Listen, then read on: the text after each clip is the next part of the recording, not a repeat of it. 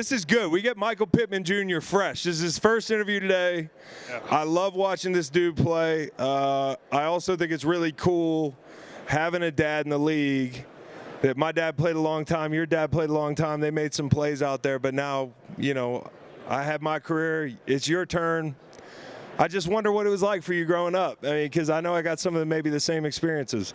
Yeah, growing up, like, it's like funny because I didn't really think of football as like being something that's like special because like I was just kind of like born into that, and I really didn't appreciate everything that he did until I was probably in like high school because like, I mean, like I was thinking, hey, my dad played 11 years, like, so what, you know what I'm saying? But now, like, just like looking back on it, I mean, that's like a serious deal, right? It is. So just like looking back on it now, like he just armed me with so much knowledge that really helped me get where I'm at right now. So was it in high school where you kind of had that moment or where you realized, yo, my dad was actually that guy. He was a good player. Yeah. He was good. I ask Chris this question all the time, and I just wonder for guys who do have Yeah, was there a moment? Was there a game, or was it like you said it was high school, but like what was it that struck you? It was just the fact that just like realizing the type of wear and tear that like football has like on you, and just like realizing that he played probably like one of the most violent spots, and him being able to last for like 11 years, which is crazy. Like I think the average lifespan for like a running back is like 3, like just like or something like that. So like just like right there, like I like realized that everything that he like put in, like just like all of his like training, all of his like nutrition, like habits. I mean, like he eats the worst tasting things I've ever seen. Like he eats for a reason, right? Tilapia with like nothing on it, and he's eating asparagus like raw, like just like it was terrible. Yeah. So. Well, that's the thing. I mean, you struck me when you said it was normal to you, because that was the thing. Like my dad, my mom made it normal. You know, like I can remember being a kid and going to the Pro Bowl with my dad and not even realizing I was meeting Barry Sanders. You know what I mean? Like or Bo Jackson hanging out in my dad's kitchen with him, like on a Tuesday night. Yeah. They're just kicking back.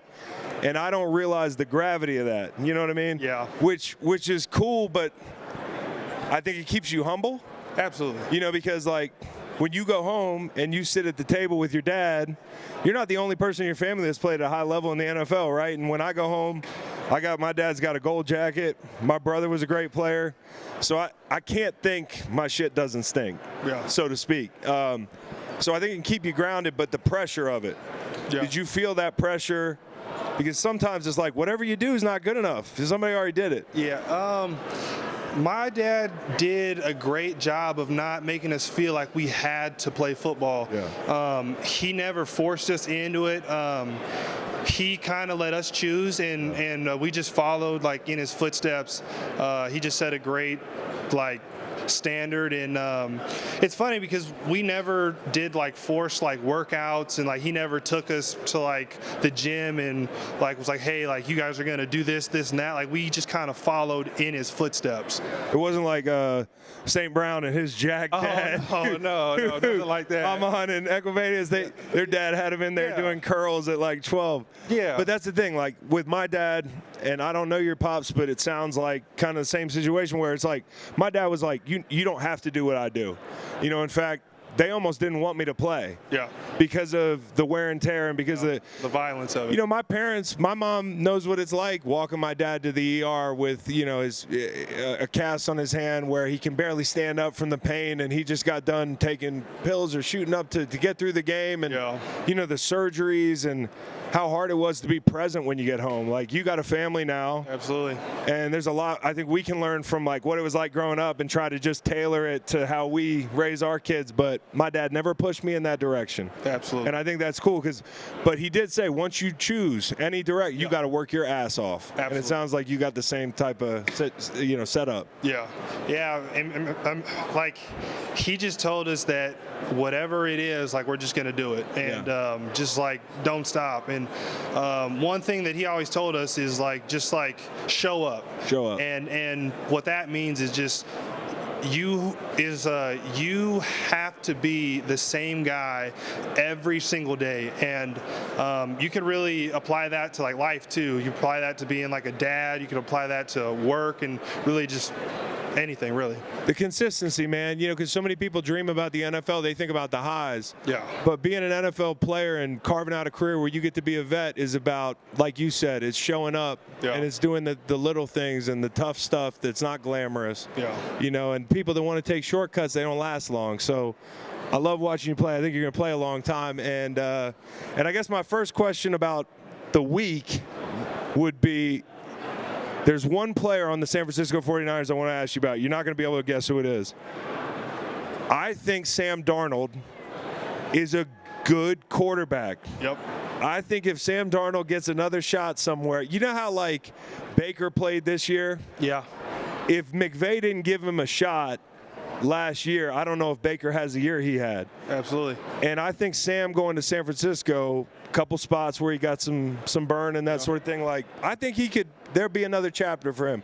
What do you think about Sam? You think he's still got a shot? Mm-hmm. You play with him at USC. Yeah, I mean, I think that the NFL is all about opportunity, like in like fit and like fit. And like there's different systems that work for different players, and I think Sam has every single attribute of a winning quarterback. I mean that guy like is like dialed, right? I mean like he's a quiet, confident guy. He has all of the like arm talent, has all of the play extending qualities.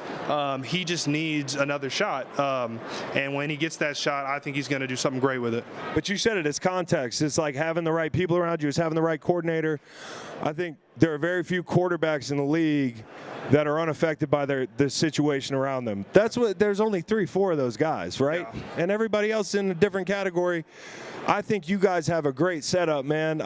Shane, they miss him in Philly. Yeah. We had him on the show last week. Oh yeah. Yeah, we asked him about you. He loves you. Like he seems like a no BS guy, but the kind of guy that can also get on your level and like be a dude, Is that accurate? Like, what's his personality like? Yeah, so Shane is a Southern California guy, so which is like me, but he is a all business, like no BS guy. To when he's locked in, I mean, he's fired up. And I feel like the way that the NFL's trending, like to the younger offensive-minded coaches, and he really fits that bill with his creativity and all of the motions and everything that goes into our offense and using his guys. I think that he does a great job, and I think he's going to be with Indy for a long time. Like I can't say enough like great things. Like he's just such like a great coach. He seems that way. I mean, me and Nate watch him every week and watch the Colts. It seems like a fun team to be a part of. For sure. And then like the thing that always strikes me about y'all, and I know you added Downs this year, and like he's a different body type. But you guys are big, man. Like you and Pierce, and then the tight ends, Woods, and who's Virginia guy. And Mo Alley Cox, who's actually he's a VCU guy, right? VCU so basketball player. Some dudes from the home state. But what do you think that poses for defenses, like specifically for fans? What do they not think about when they see you guys are all big? But what does that really mean for opposing defenses? Yeah, I mean.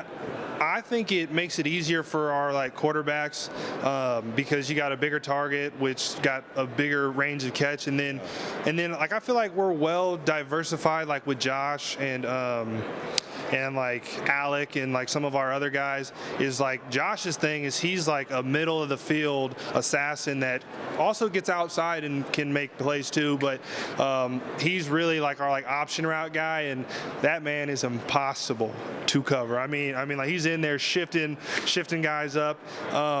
Said I just think we have a great balance because we got size, which means that we can block, right? Like, which is a very big part of like just like our pass game, because like we got to set up run, and then like that allows like our pass game, and just having Anthony's dynamic ability where he can run and pass.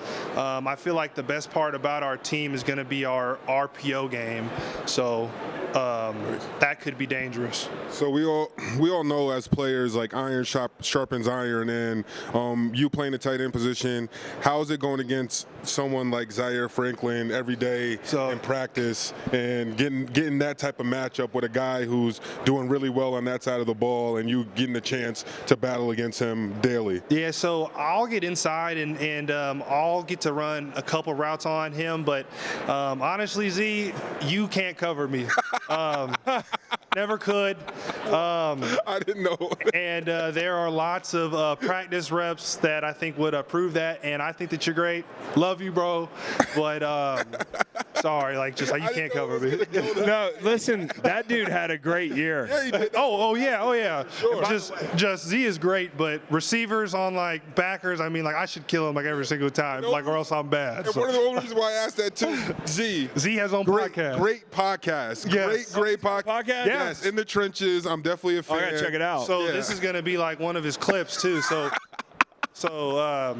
you're welcome. Yeah, we like, got like these the guys. free content. So that's awesome. He had a great year. I was super excited for him, and I guess when it comes to the Colts and playing in that division, seeing CJ Stroud pop up, like it's like, damn, dude, you just had to drop an elite quarterback in the division, but you guys got an exciting young quarterback in Richardson, and Minshew played great this year. Yeah. Big fans of Gardner. Like after that third, fourth game where you're like, dude, I know you're the biggest, baddest dude on the field, but like you got to get down, bro. Yeah. Are y'all kind of as a group like, hey, young buck, you gotta look out for yourself? So I actually went up to him. It was after the first Houston game where he had kind of slowed up and he got hit, and then that's when he got hurt. And I just told him, like, you can't take hits because, like, our whole franchise, like, is betting on you. Yes. So like, I just went to him and told him that he just can't take those. And, like, we, like, joke around because I'm one of the leaders, like, on our team of taking hits. So, like, I'm trying to take less hits, too. Yeah. But, like, I just have something in me that thinks that I can break that next tackle or get that last yard. So, That's your job, but his job is, like, we need you the next play so I can take that hit for a big chunk, man. Exactly. I want to ask you about, like, listen, defenders, it's a hard job. I know it was like a big topic was the Kazi hit, and it's so violent, man. And you receivers, man. I know some people want to make receivers sound like prima donnas and that sort of thing, but I don't want to do what y'all do. Like, I was perfectly comfortable with wrestling with a bunch of 340-pound dudes. Like, the scary thing to me is I don't have control, and I'm going over the middle, and I got to catch this ball. You came out of that thing. You saw the tape. Yeah. How did you feel about it? Yeah. Because it's tough. So I can walk you through it. So our play was I basically had just like a crossing route. So ball snaps, I'm running, and I don't see anybody. So, like, I'm like, hey, like, I'm wide open. I'm about to catch this ball, and I'm about to score, right? So the ball's thrown a little bit forward. So I dive, and I catch it, and I just wake up. Like, just like, I don't remember anything. Like, I just wake up, and, like, everybody is, like, looking down on me. You woke up, like a couple seconds later? Yes. Yeah. Yeah, so, like, I was laying there, and then I just got up, and everybody's trying to tell me to, like, lay down, and, like, I'm like, no. It's just like, I'm getting up right now. And yeah, I mean, that was basically all of it. I mean, it's such a violent game, and like, do I think that he meant to cause that much harm? No. Like, just like, I think he's just trying to make a play. Now, do I wish that he didn't hit me like that? Yes. Right. Yes. But Right. It's football, and like, it's violent, and I know what I signed up for. But obviously, I don't want anybody to take those type of hits, and I definitely don't want to take that hit again. So it's tough because, like, you know, I'm just being honest. Like, I'm sitting here and I'm like, damn, I don't want you taking those hits. I don't want anybody taking those hits. For a defender, it's tough because, like, I'm watching that ball and you're making this incredible play, and, you know, people say go through the ball. The ball's right in front of your face, so it's like hard, you know, like. Yeah. And I think our game has a lot to grapple with there because I don't look at it like there's this villain out there. I think he's trying to make a play, and a lot like you put it, like you'd rather him not hit you like that. It's just hard to operate for you guys out there and for them. Yeah. And I wonder, is that like the first big pro hit you took that you kind of had? Well, I've taken a lot of big hits. So I actually took another big hit, the Panthers game. Yeah. And he went through my side shoulder. So which actually was a clean hit, but they still flagged him for it. Yeah. So that one, I thought that they shouldn't have flagged it. Like, I thought that was a clean hit. So sometimes you get up and you're like, hey. Yeah. No, like, straight, bro. Yeah. No, like, he just like got me good, and like, did it feel good? No, but I thought it was a clean hit. Now the 15 yards helped us out, so like, I'm not gonna complain about it. Yeah. But really, like, I thought it was a clean hit. The end of the season, man, it was a crazy fun run to watch because, you know, there's people counting you out. Yeah. I think you guys had a lot going for you, and with a coach like that and a backup quarterback like that, like, you're a dangerous team, and if you win that game, you could slide in. I felt like it. I kept on our show calling it a playoff game. Yes. I said, like, the Colts went to the playoffs this year because that's how I feel. You guys played in a game that was win or go home. Exactly. And I think that can be really valuable for a team, even if you don't win it. What can you take from that experience, and what can you guys take from that experience? Yeah, I mean, we basically got that like playoff feel, where it was a play in game, right? So, and people always talk about that last play call. I personally think that was a great call. I think that play was there. It was there. It's just we just didn't execute it. Same thing with the Lions on 4th and 3. Exactly, which happens. I mean, that part like is on us, and we just have to live with that, and we got to be better. But I think a lot of the like younger guys, because it wasn't my second playoff game because we didn't make the playoffs, but it was my second feeling playoff game, and just being able to get those young guys that like experience of, hey, like, it's win or like nothing, right?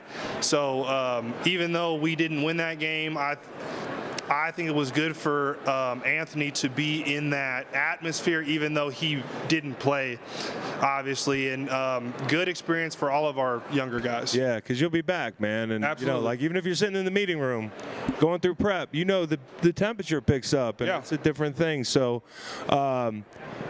when it comes to AFC South, is there one team that the Colts seem to hate more than the others? Well, like, I don't want to use the word hate. Yeah, like, that's a strong word. But there's definitely, I feel like the Titans play us tough every single time, no matter what. Yeah.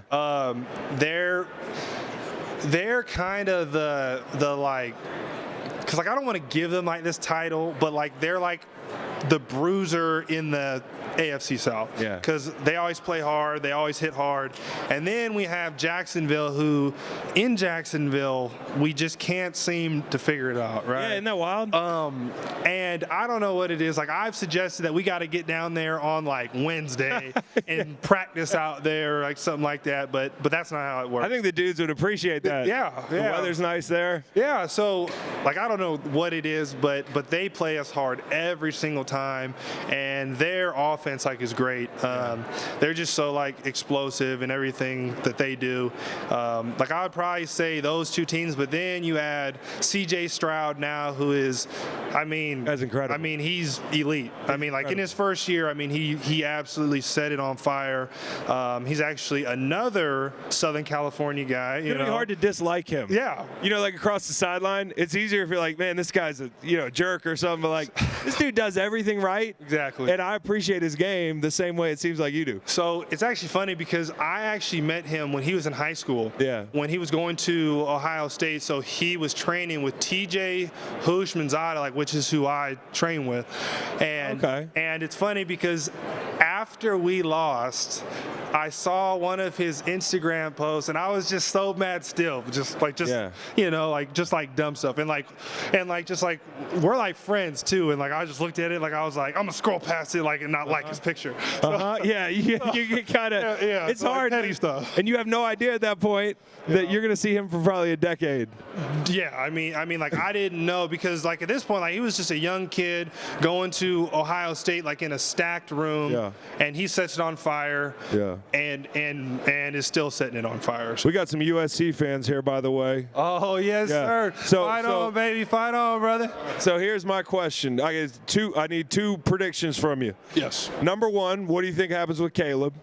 And what do you think when you watch Caleb? Yes. And does he really remind you of Mahomes? Because I think sometimes it can be a little easy to just be like, yeah, he's Mahomes. Yeah. But I think he's amazing to watch. Yeah, I mean, I think he definitely goes first. Yeah. I could see teams trading up to get him, so I don't know what team it's going to be. I know that Cliff Kingsbury just got the job up at Washington, right? And there's some strong ties there. So I don't know what's going to happen, but I do know that he is going to go first, and I think it's easy to make that comparison because of the similarities. Because like they I won't say that they look the same, but like they got the same characteristics. I see Russ too. Yeah, and like there is like a mix of both. They both have incredible arm talent, but they.